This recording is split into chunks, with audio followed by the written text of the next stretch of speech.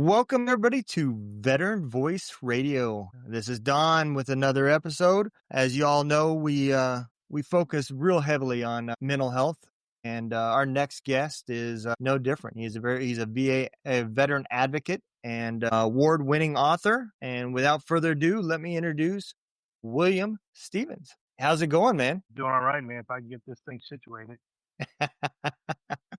Usually I'm sitting at a table, but I decided to sit on my couch. I got you.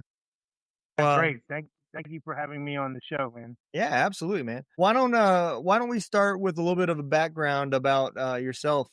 What drove you to join the military? Toxic home environment. Okay. Currently working on a memoir right now of my life, and first part of that is called The Abuse. One of the chapters is called The Abuse. And my father was a two-time Korean War veteran, Pork Chop Hill, and very, very abusive. Back then, I thought it was discipline. The way people used to discipline their children, you can't do that now. So Yeah. him mentally and physically abusing me at 19 years old from a skateboard kid, I joined the military. I'm going to join the field artillery. Saw that video of that big pond and those guns shooting over the water. Like, man, that's a job for me. Definitely wasn't a job for me when I got to Germany and went to Desert Shield, Desert Storm. So 19 years old, Desert Shield, Desert Storm. Yeah. Yeah. So I don't think after that's. that, it was a career. Yeah. I mean, I think everybody's career goes that way. You come in, you say, I'm done with this crap, and then it's I, Donald Dunn, do solemnly swear to uphold and defend the Constitution of the United States. I did, I think every enlistment I was getting out all the way up to 20 years. I get that. Yeah, I've had several guests come on too that said the same thing, that their livelihood, their childhood, some even just socially toxic. As far as environments that they were in, it wasn't necessarily their parents, but the neighborhoods and stuff like that, and that's what drove them to the military. So I get it. It kind of sounds like we came in pretty close to about the same time. I came in 94. I came in 88. 88. Okay. So you came in just a little bit before me, and 88 rolls around, and you mentioned Operation Desert Storm, Desert Shield. Let's talk a little bit about that. So you're now in field artillery, and you find out you're deploying. We left 26th December, like the day after Christmas. I remember our battery. I was just like a PFC, I guess. I was there for maybe a year or so. Battery commander comes in, hands us all them green army socks with a bunch of stupid stuff inside of them, and is like, "Hey, we got our date.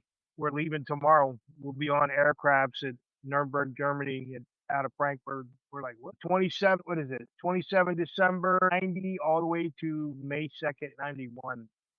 Yeah. I don't know what we were providing comfort for, but burn pits and all that other stuff, and wasting. You think Afghanistan was a waste? They ain't even talk about the stuff that we waste, because all that stuff that we left in the desert went to Doha. Yeah. And fell apart, so I ain't even going to talk about T-shirts and boxers and supplies and all the stuff that we burnt, because we didn't want Arab or Ahmad, Bedouin Bob driving around a pickup truck stealing our stuff. Yeah. We were providing security for our stuff, not comfort for them. So, but yeah, I was a powder pit guy. So I didn't really mention this so much, but like back then, I was in an all black section. I was known as the double stuff kid. So if you know Orioles, I was the white guy in the middle. So I was outed from my section. So I was the powder pit guy. If you know what that is, the little guy that runs, like they don't do that no more. But back then in the 10181s, you had to have a powder guy, and I would run like 100 feet away from the gun and hold up the increment and be like, "Start something in the hole," and drop it down in the little pit.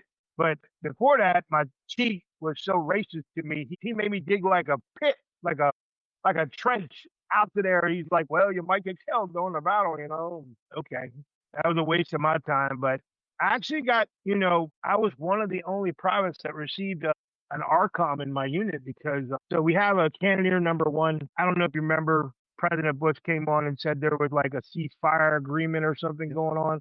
all I remember our battery commander coming on and be like, "Hey, there's a ceasefire agreement, but I don't think anyone cares. First Armored Division, 7th Corps is about to unleash hell on the Republican Guard for 45 minutes." And next thing I know, my chief is like, "Hey, get up in the gun. The number one man just broke his wrist on the breach." And I get up there with no training except for basic training. And I'm the loader guy, and I'm loading 45 rounds in 45 minutes. And that gun could only fire 3 rounds per minute for 4 minutes, but we proved that was wrong. So yeah, HEPD charge 8 red bag. That's all I knew for Yeah. 45 minutes. And then I wrote a story in my first book, The Mirror, called 96 Hours.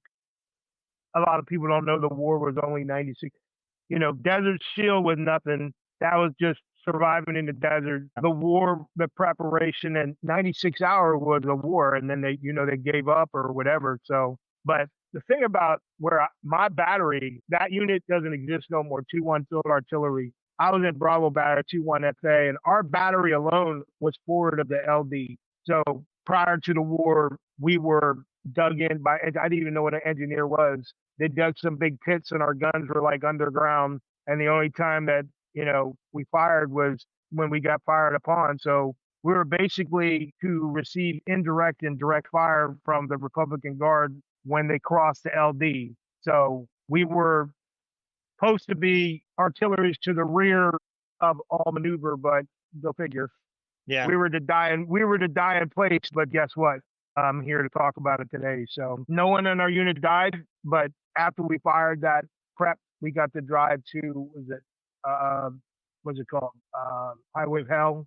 Yeah. Highway of Route 80 or US 1 Yep. now from Yep. Kuwait to Iraq. And that's where I think I got starstruck, because like we weren't allowed to get out, but we were all hanging outside. So a lot of people don't know what a howitzer is, so I'll just say our tank. We were in a howitzer, so we could open like the hatches and see. And at 19, I'm looking out the window, seeing all these bodies and kids and women, and I'm thinking, like, what the hell happened here? And finally, we found out that the Republican Guard was pushed back so far in the highway obstruct, whatever it was, and hid behind civilian cars. And I can't believe that, we had to do what we had to do, So some people paid the price. And, I actually wrote in my book that I was sorry that I was given the order to unalive you, but hey, that crap ain't happening today. Yeah. I actually got to see, like, what's it called, after the with the A-10s that came in. I didn't even know what an A-10 was back then, but like when they blanket carpet bombed or Yeah. carpeted that whole area, and like it was all just like like obliterated. Like you could Yeah. see like soldiers still sitting on the back of their trucks, like evaporated, like just skeletized. And I was like, "Good God Almighty, Yeah. we did this!" Holy. But and that made me like say, "Hey, I want to reenlist you. I love this shit, man. I love killing people," but it wasn't like that, So Yeah. after a couple of times of going to Harnsfeld and getting chased by boar dogs on KP, I was like, "What the hell did I sign up for, man?" So, but after that, I went to Fort Carson. Then I went to Korea. Right back in Fort Carson. So it's 4 years in 1 year Korea. Korea opened my eyes to like there is no rank in Korea. Yeah. And then back to Fort Carson for 4 years, and then multiple deployments from Fort Carson, desert operations here, and 6-month deployment here, 2-month deployment here to different operations, Desert Spring and Rise and whatever the hell they threw at us. And back to Korea again, Camp Casey, same base, Man. Tanggushan. This time I was on, I didn't know what an MP, I didn't know what MP actually meant, but when I got down there on courtesy patrol and found out that MP stood for mutilate and punch, because like I was I was a staff sergeant, and they were like, "Hey, you're a single guy.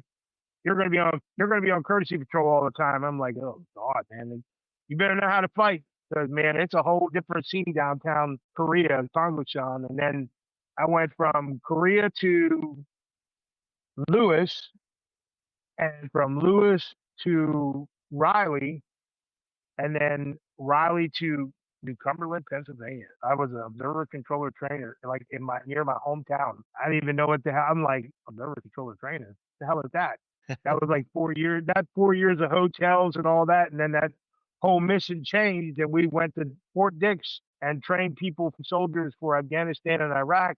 And then I thought it was all over, man. I thought like, okay, this is the punch ticket right here, man, to make master sergeant and go on with my career. But they're like, nope, you're going to Iraq one more time. I'm like, this time, so I went there as a combat arms assessment team and helped write this security force handbook that was like the most sought out publication in 2006. I think it was 0602 security force handbook from the Center of Army Lessons Learned. And I think that's where I got my little punch for to be like a contributing author, Yeah. came back, sergeant major's like, I don't think you're going to make master sergeant. You have an attitude, like anger issues. Military don't need that.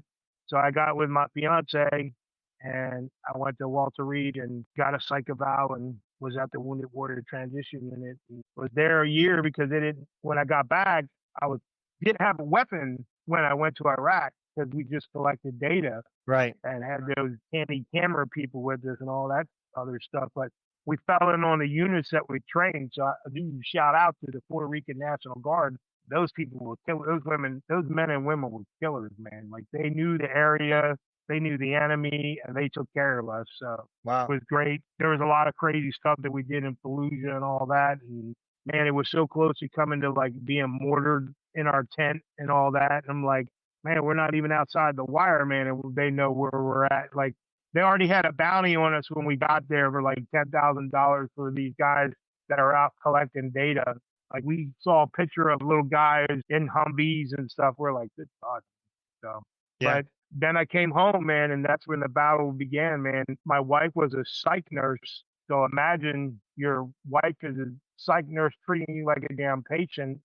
Yeah. And I was in a 10-year marriage for no intimacy. And from talking to some of her friends today, all she wanted was a child. And I was the forgotten father. My mom died in 2014. And that's when I was going to unalive myself because I was so tired of everything, man. Like I wanted to like just paint the room red in my daughter's room and tell her that I had a purpose. I was that very suicidal. And then my dad called me, this guy who brutally abused me as a child and was like, hey, I need your help. And when my daughter was born, my dad cleaned up his act. Like he didn't smoke or drink or anymore. He really appreciated having a granddaughter. But I went and took care of my dad until he died in 2017. He had a stroke.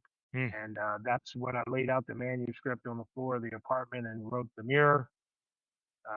That got published in 2018. And then I'll just work for Pepsi Cola. Oh, I'm sorry. I work for a cola company. Sorry. I worked for a cola company and then worked for corrections in the state of Pennsylvania. Yeah, you don't want to bring that stuff home to your kid and your wife, man, because like I just tell you straight up, if you're a veteran, man, and you're going through it and you call your wife and your daughter the bitch word or the B word, that's probably the only swear word I'll say because I usually say the F word. But my daughter remembered that. To this day, she's 18, Yeah. and she still knows that I was a terrible father mentally. And then I got a call to work for one part of the branch of the military as a security specialist that had very high TSSCI. Basically, I was an adjudicator for the command. So anyone that came in that needed that clearance, I would grant that clearance, do the 13 adjudication guidelines and make sure that they fall into the category, give them the clearance they need for, what is it called? The need to know for their clearance. After 16 years, I asked for a promotion, didn't agree with some policies, and they decided to send me home because I threatened my boss. Told him and I shouldn't be working in the same office. I got an email said you're terminated. So I filed for disability retirement. So I get 100% disability, my retirement, and civilian disability. So I decided to write this second book, The Broken Mirror, about calling out the government because they treat a lot of people that have mental health issues like absolute garbage. Yep. And a lot of people said, thank you for standing up for us because a lot of people couldn't speak. And like I said, now when I was out on the road, I sold my house. I've been out on the road for a year in my RV, helping veterans, homeless people, everybody with traumatic issues as much as I can. I probably buy more books than sell books to give out because I think it's more, I think when you order a book online, you don't have the author's signature, and you're not standing in front of the author and the person that actually wrote that book is standing there telling you the story. So I've met a lot of all branch people out on the road.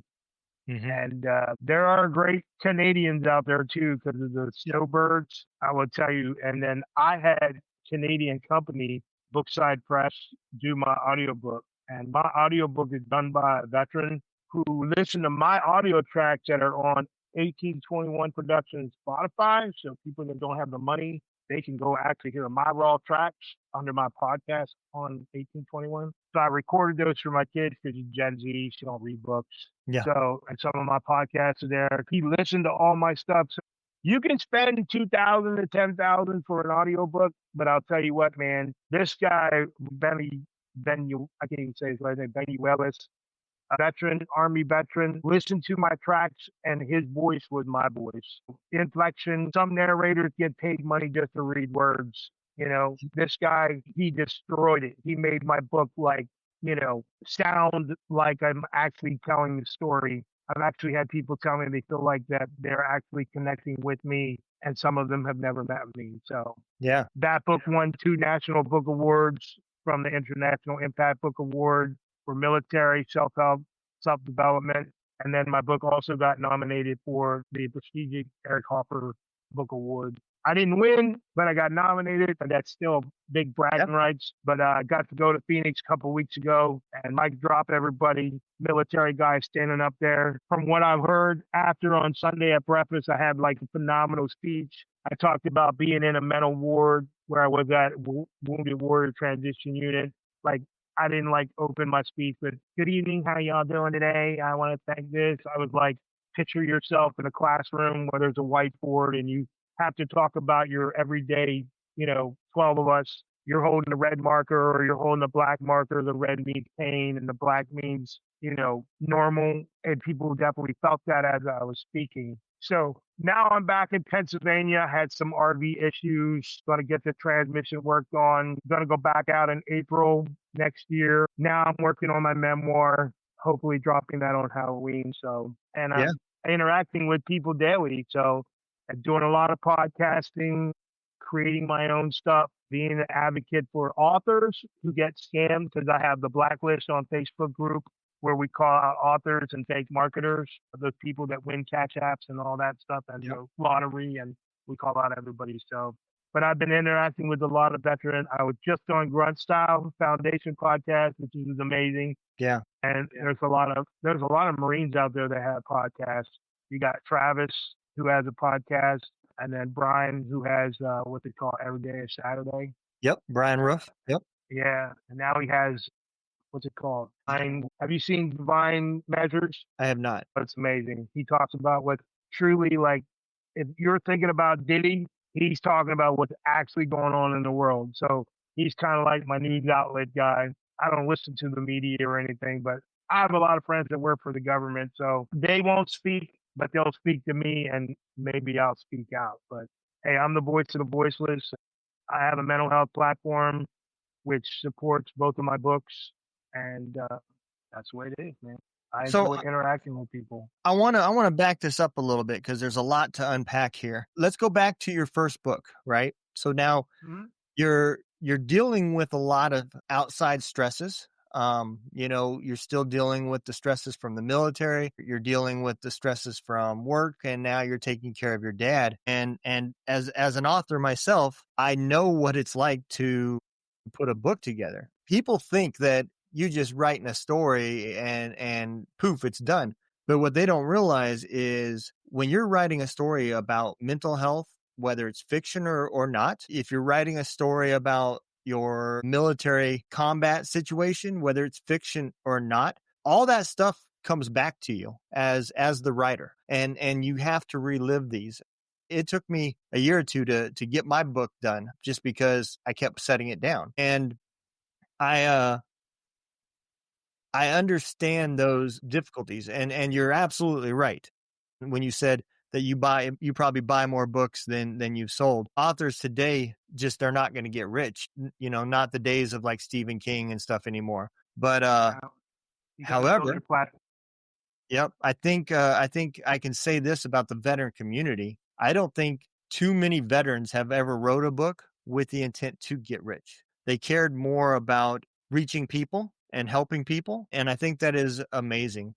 What trials did you find with your first book? What was it that you found difficult? So the first book was basically already done. I just had like little pieces of paper from like when I was 19 all the way like when I was on guard duty. I would write these horrible, weird stories of dying and nuclear war and stuff Yeah, I never thought I would ever see, and relationships and like just being dark, like in a dark world.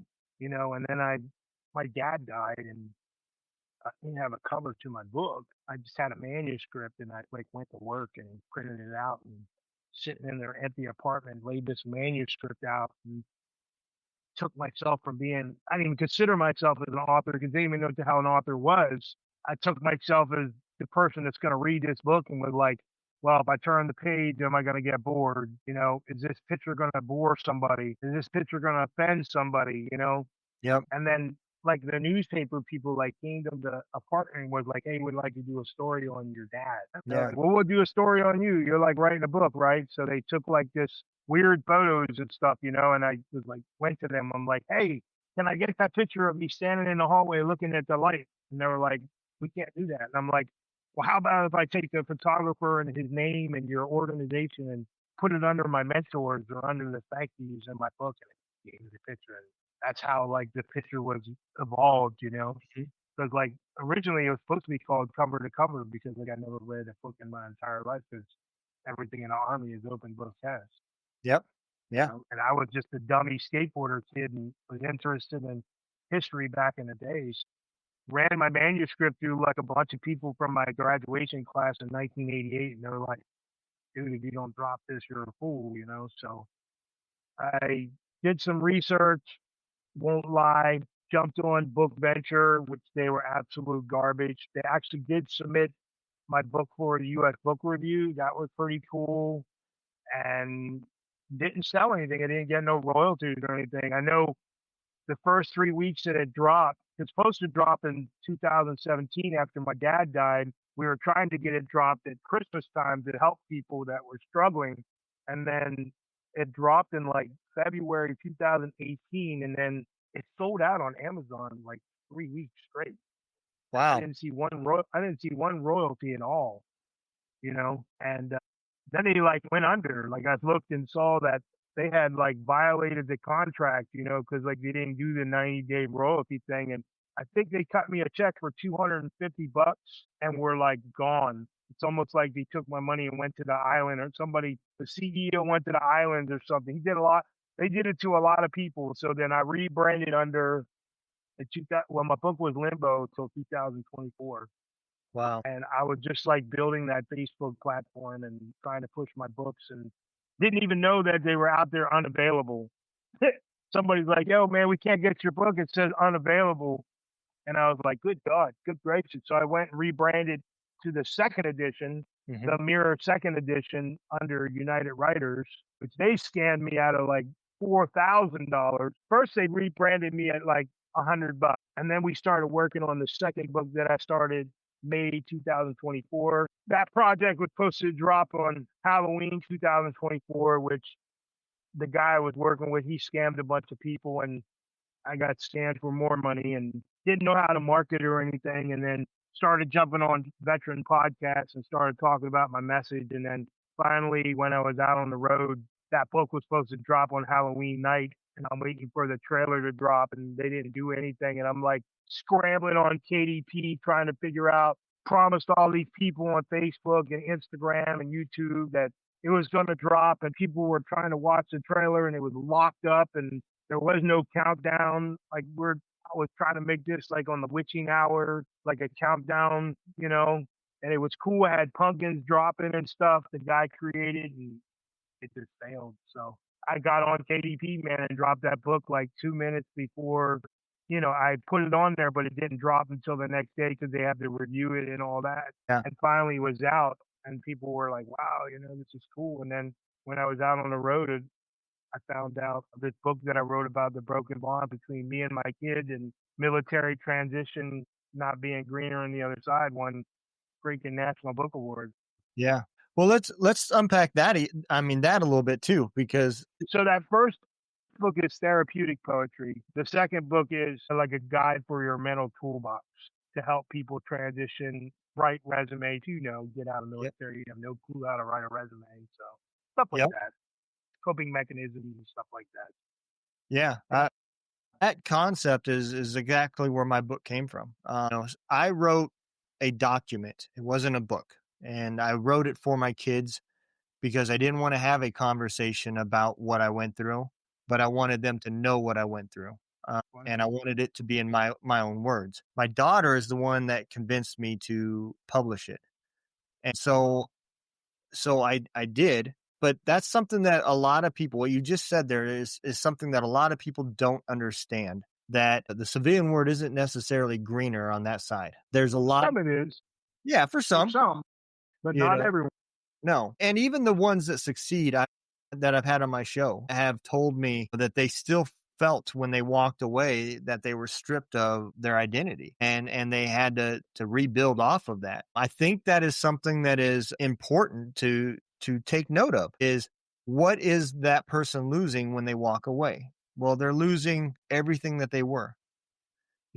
They're losing the ability to take care of people, their status of what they did, the troops that looked up to you. All that is gone now, and now you're the lowest man on the totem pole if anybody even acknowledges you. So what's unique about my two books, both of them had to be approved by the Pentagon Review Board. One because of my security clearance, which ended last year, and I didn't get like debriefed the right way.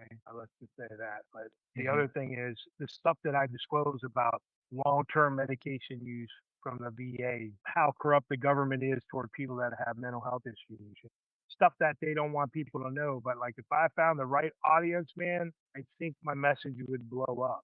And I'm not trying to call out the system, but you know, I will use a friend of mine who has 21 years in, Purple Heart, 3 Bronze Stars, and he thought that he was going to walk on water when he walked out. Well, he started Yep. at a gas station. And no one, I talked to him. I've been his mentor since I got out. He was one of my favorite soldiers. We still talk. We just communicated the other day when I was down in Florida with him in Miami, and I'm trying to get him 100% right now. And I could also see that when I was at his house, I could see that he had like this dementia thing going on. His wife is like, "See what I have to deal with every day. He won't go get 100%, and I have to deal with this every day." And I try to sit down and talk to him, but like some people just think because they have that Purple Heart and those Bronze Stars that like bullets bounce off them. And Yep. I'm like, dude, man, you started out at a gas station. I helped you do your resume and get you situated. I want you to pass that on to others. So he brought a couple people that he's working with, a big management director of a contracting company now. He brought a couple veterans in and helped them write their resumes and stuff. Because when you get out, you know, most seniors don't know how to write a resume. You're right. And most of the stuff they put in there is military accolades and awards. And these people today do not want to hear that. They don't want to hear that, you have a good conduct medal or Army Achievement Medal or whatever. They want you to take your leadership and transfer it over to like the civilian lingo. So if you were a platoon sergeant or a commander, you were a supervisor in the civilian world, if you were a sergeant major, or like me, I was a retention NCO because I got relieved in OIF2 because I snatched a soldier up old school way. And I used that to my advantage because I went to the battalion meeting with the colonel and sergeant major and said I was an advisor. So I annotated that I was an advisor to the commander, to the supervisor, or to the CEO, and it helped me. But if I would have been like, oh, I reenlisted 100 soldiers, Yep. but I was an advisor to the commander that made mission. Yep. And I know several people that work in HR in the government. And one of my buddies is very high in the government that's HR. And he told me, he said, man, when you drop this, I want to see how you do the HR thing or the resume thing, because people are going to call you out, man, if it's wrong. Definitely wrong. And all it is just a small guide to help people and I will tell you this, the thing where I found out, you've been on usjobs.gov, right? Yep. Where you look at the jobs.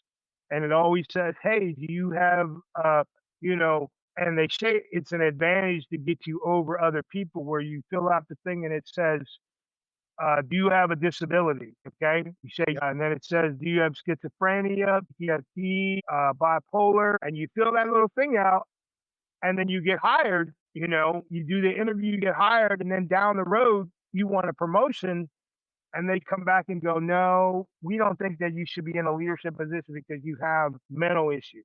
Yep. You disclosed it when you brought, and I'm like, "What?" So when you come in and you do the government job, you have to fill out a form disclosing that you have that type of stuff so that they can't use that against you. And I know I did it, but they used it against me, and that's why I called out the agency that I work for because, like, they were like, "He has severe mental health issues," so karma's Yep. a bitch, man. So Yeah. And the other thing, like you said, there you have to translate the lingo, right?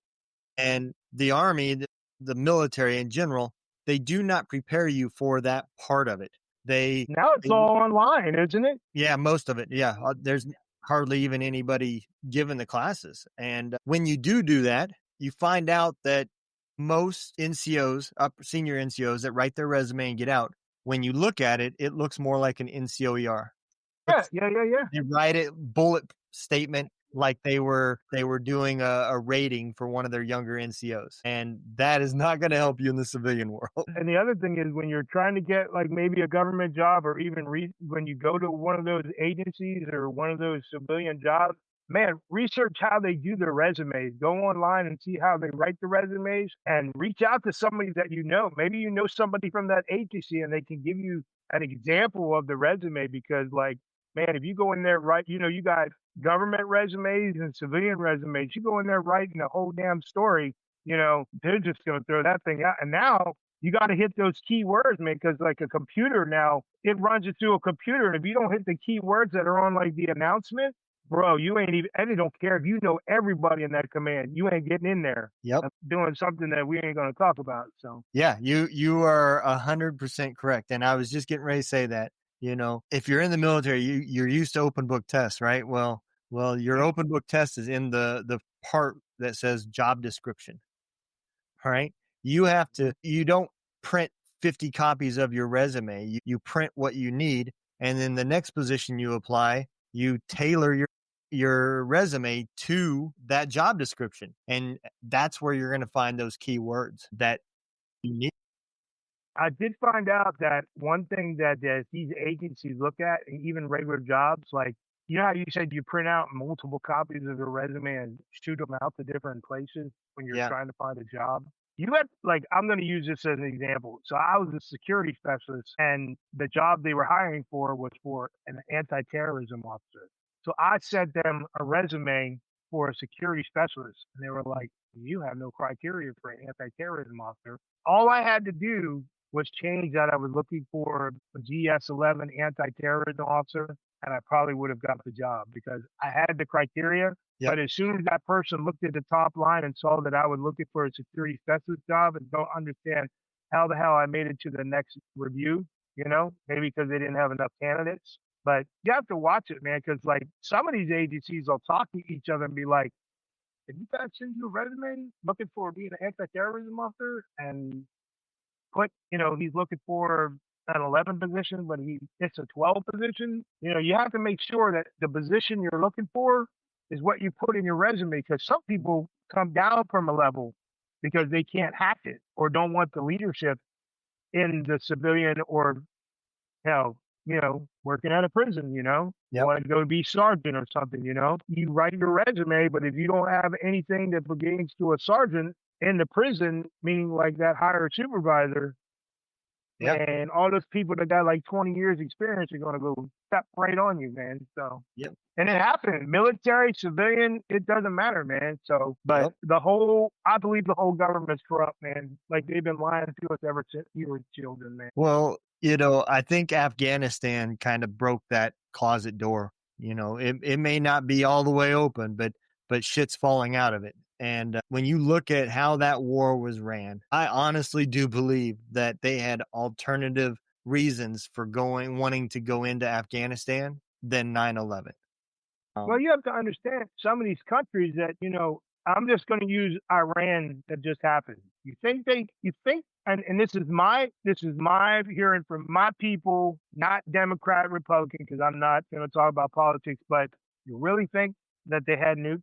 There's a whole thing going on behind a lot of people's back, the digital central banking yeah, system. All these Arabic countries are smart. They do not want to be part of, they know what happens if this digital currency thing goes through, or they're going to be part of it because they might say that, hey, and we all know Iran knew they were coming. I mean, it was like, hey, guess what? Tomorrow we're going to send some B-2s over and we're going to bomb your ass.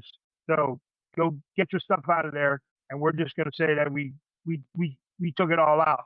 But obviously, you could tell that this digital currency or this central banking system, I believe that's what it's called. And mhm. I don't want the fact checkers coming after me, but, it's like all this stuff and and I'm even going to go back to Saddam Hussein. Okay, I even go back to Hitler. Did you ever see Hitler found some kind of portal or something? You ever heard about that? I have. Hitler found a portal. The Germans had a portal or a ship or something, and then Saddam Hussein supposedly had. So this is the thing: those Marines and the Third ID that went in, they didn't go after to kill people.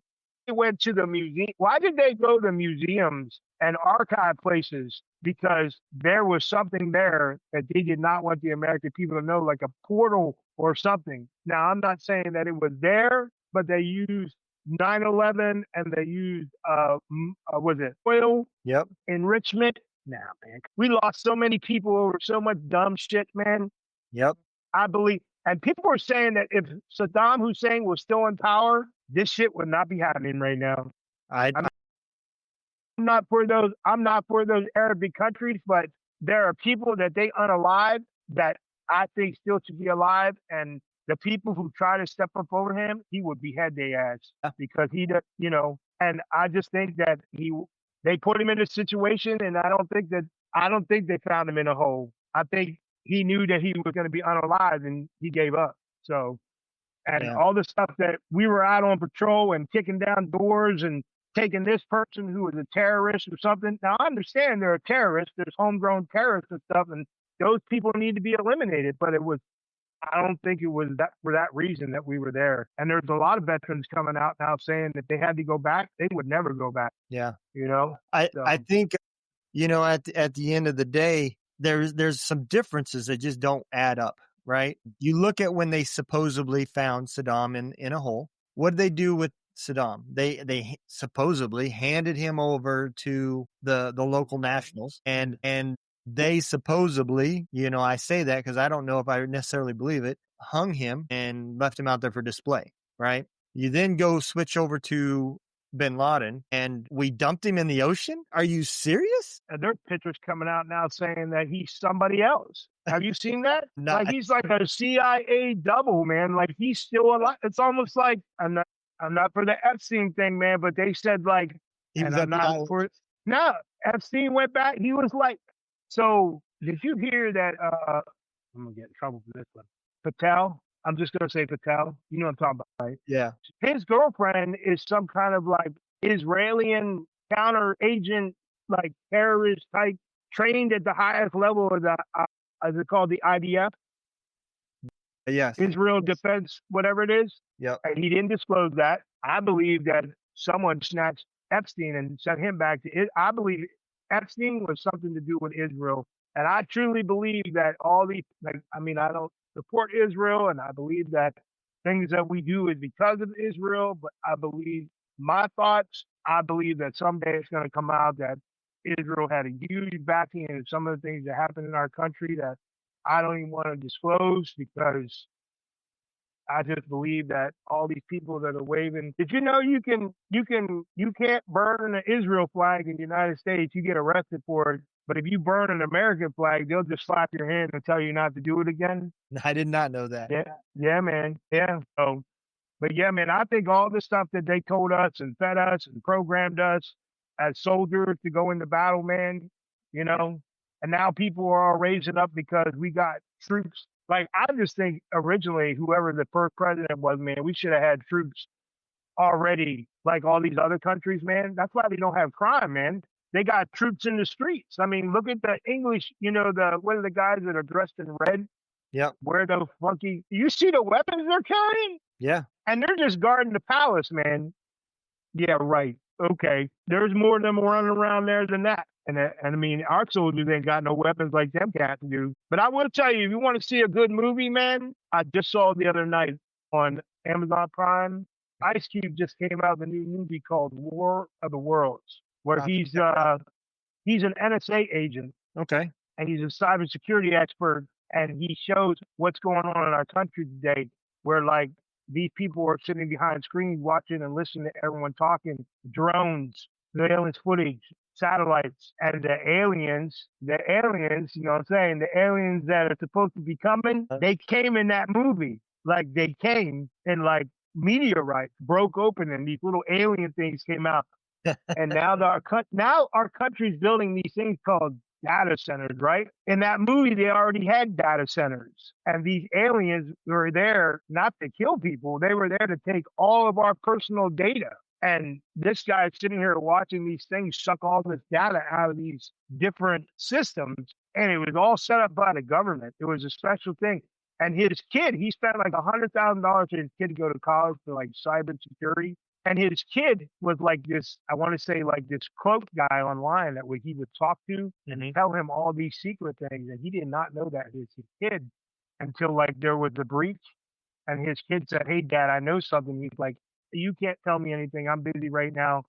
And then the little guy came on and was talking to him and he said something about his family. And he's like, "How do you know that about my family?" And the guy uncloaked himself and it was his son. It was his son that helped put the virus into the data system that drove the aliens away. But it's a good movie, man, because it I'll shows check like it out. exactly how they're spying on you, they're watching every move you're doing. This guy, his daughter was pregnant and she had to get out of there. So he like linked in the satellite system and started up an electric car, and he drove it from NSA headquarters and got his daughter back to safety. If you don't believe that, that shit is actually true, man. That shit can happen, dude. They Well, do automatic. They do. yep. But yeah, but And yeah. it is not, it's came out. It's not, it's not sci-fi anymore. They do have Nah, man. technology that they can listen to live conversations on cell phones in real time. They're listening to us right now, man. They're listening to us stuff right now. If I say something bad about the CIA, they're coming to get me, man. So, anyways, but it's all about helping veterans, man, and trying to get like the right word out, man. Because like I just think, man, this whole world, man, is like Diddy, pornography, pedophilia, man. So many people look into that, but they don't look into mental health. Like everybody, my message is I believe mental health is a life sentence without parole. And the reason why I say that is I worked in the criminal department. I worked in a jail and saw that murderers and killers get parole. But when you have this disease that you never asked for or something that you never knew that was going to be hereditary on you, because even civilians have it, we can't Yep. forget our loved ones, they like it's 22 a day. It's not just veterans. It's their family members and their children that no one talks about. Like I even heard that number's now 44. Yep. I've heard that too. Yep. It went up to 44. And then let's not even talk about active duty.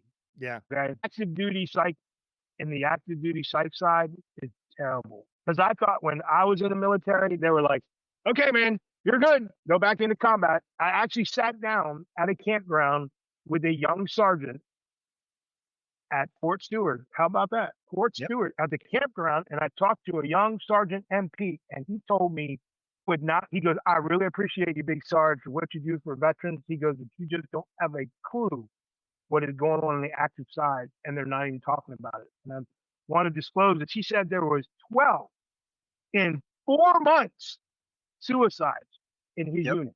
And and I said, "Well, you're a sergeant, man. What did you do about that?" He goes, "It was beyond my level." He goes, "Those weren't my soldiers, but it's like poor leadership. People trying to be better than other people. Like they don't want to listen." I always say, when you do the buddy check, right? I ask you, hey, Double D, man, are you all right? And Yep. there's a pause. "Hey, man, are you sure you're all right?" It's not, "Hey, D, are you all right, man?" And if Yep. not, man, like, hey, pick up the phone and call 911 or call 988 or, it only takes 3 seconds to ask for help. Yep. And that's what's wrong, man. The people don't like, you know, these podcasts go, hey, I want you to send the 6 messages out to your friends and ask them if they're all right. Most of the time, it's like, hey, D, are you okay? I'm supposed to get a response back, right? Yeah. So if I don't get a response, I pick up the phone and go, yo, Gun, you all right, man? I know you're dealing with the Texas and all that. Are you sure your family all right, man? Yeah. And I always dig in deeper. Yeah. And you are absolutely right. And I would say that's gotten better in the veteran community as the years have gone by, or maybe I have gotten in deeper in the veteran community, and so therefore I see that. But at the end of the day, that's exactly what we have to do. Yeah, man. Right. I've been with the same psychiatrist since 2008. Most people can't do that. Most people No, can't say that. no, yeah, you're right. I can't say that. We ain't even talk about the VA system, how our veterans are just tossed around like juggling balls. Because I Yeah. went yesterday to get blood tests, and I didn't even know who my primary healthcare manager was. And they were like, "You missed a primary healthcare appointment." I'm like, "No, she canceled. Didn't have time to see me." And then it's a he, it's a her, it's a he. I get all my anything that I get is from my psychiatrist. I'm like, "Hey, I ain't even got a primary healthcare. You're the chief of psychiatry now. Give me this drug, or give me this." And I went from 10 bottles to 2 bottles. Age 43, diabetes. Age 56, no more diabetic. That's awesome, man. Yeah, Awesome. man. Well, why don't I give you that opportunity to tell everybody where they can get your books and continue to follow you on social media and find out the good stuff that you're doing. Yeah, man. So my Facebook page is 1821 Productions. And then that's like my sub page. And then I have a main page is William Stevens, spelled like that, Stepatns. I just hit 1.5 my 1821, and they're real followers. I didn't buy them followers. They're real people for the message. I have created 1821 Breakdown, which is my official website that talks about my mission statement for 1821, which 1821 Productions is the platform that my books sit on. So I have the Mirror Black Edition now because a couple people called me out for fake reviews on Amazon, and they actually took my first book down from publication. So I put it back up as a black and white cover and called it the Black Edition to like go after the haters. So I had to change some stuff in the manuscript, and now it's out there on Amazon. The Mirror is out there on audio. So it's on 18 different audio streaming platforms: Spotify, Apple, iHeart, freaking Audible, you name it. Spotify, it's out there. The Broken Mirror is on Kindle. So both books are on Kindle for $2.99. I also sell on books.by, and that's where my books, I set my price. So my 2 softbacks are only like under $15, and struggling authors can find that page for $99 a year and put their stuff on there and set up professional printing and everything. They just dropped their printing price because Amazon, if you print on KDP, they take 40% for a softback Yeah. and 60% for a hardback. They even take 10% from your Kindle.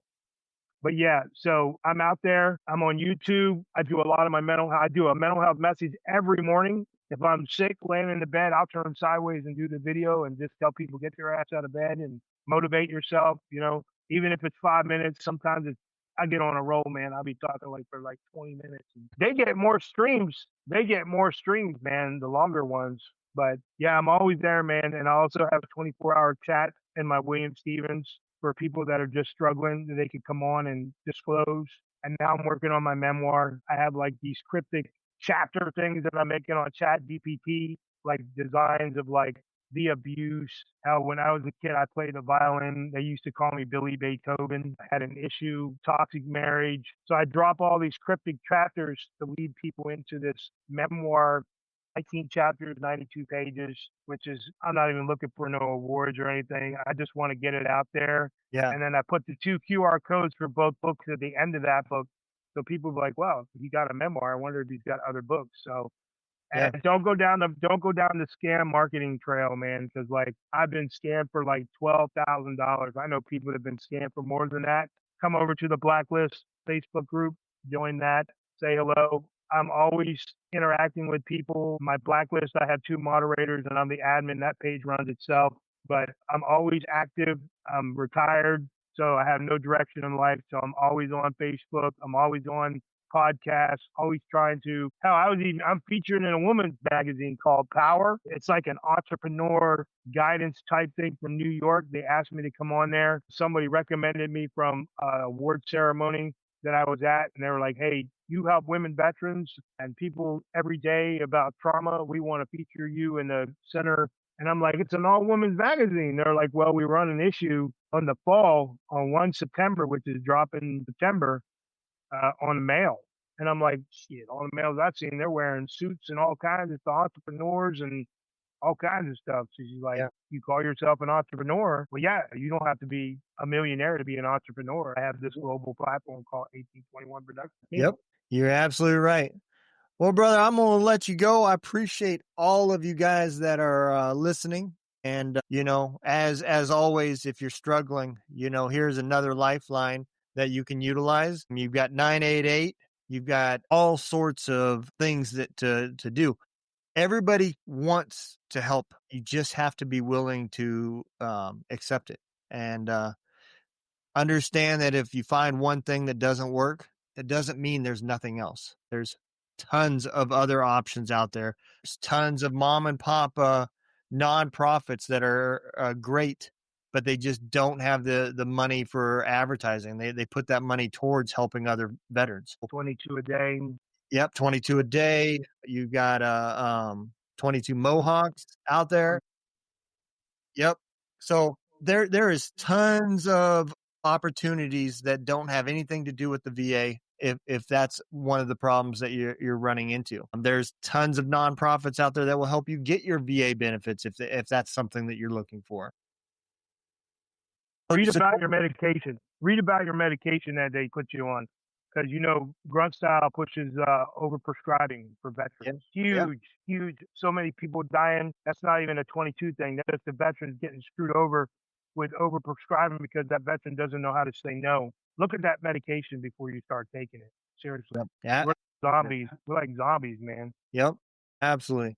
So I appreciate all you guys that have listened and William, I appreciate you coming on as well and everything that you're doing to help spread this word. All you guys take care. Remember, don't let the day kick your ass. Kick the day's ass.